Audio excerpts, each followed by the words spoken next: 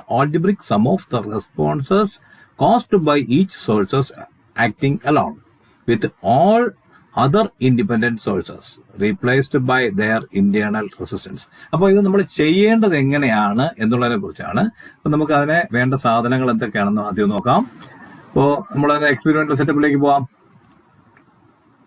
കഴിഞ്ഞ ഇതിലെ പോലെ തന്നെ നമുക്ക് ഇനിയിപ്പോൾ വേണ്ടത് 0 to 30 വോൾട്ട് വരെയുള്ള ഒരു പവർ സപ്ലൈ ആണ്. ഒരു 1 ആംപിയറോ 2 ആംപിയറോ ഇതിന്റെ ഒരു പവർ സപ്ലൈ എടുക്കുക. ഇനി അടുത്തതെന്ന് പറയുന്നത് റെസിസ്റ്ററുകളാണ്. നമ്മൾ കഴിഞ്ഞതിനകത്ത് റിയോസ്റ്റാറ്റുകളായിരുന്നെങ്കിൽ ഇവിടെ റെസിസ്റ്ററുകൾ മതി. ഒരു 3 റെസിസ്റ്ററുകൾ, അതിന്റെ വാല്യൂ നമുക്ക് ഡിസൈൻ ചെയ്യാണ് ചെയ്യേണ്ടത്.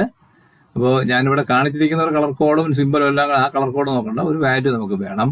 അടുത്ത നമുക്ക് വേണ്ടതെന്ന് പറഞ്ഞാൽ ഒരു മൂവിംഗ് കോയിൽ അമ്മീറ്റർ ആണ്. അത് കഴിഞ്ഞ വീഡിയോ നിങ്ങൾ കണ്ട അതേപോലത്തെ ഒരു മീറ്റർ തന്നെയാണ്. പിന്നെ നമുക്ക് വേണ്ട ഹുക്കപ്പ് വയറാണ്, കണക്ടിങ് വയേഴ്സ്, നമ്മുടെ ഹുക്കപ്പ് വയേഴ്സ് ആണ്.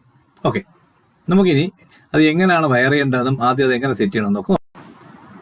അപ്പോൾ നമുക്ക് ആദ്യം ആ സാധനങ്ങളെല്ലാം പുറകെ എടുക്കുക. ഞാൻ അതിനകത്ത് അമ്മീറ്റർ മാത്രമേ വയ്ക്കാതെ ഉള്ളൂ. Ammeter last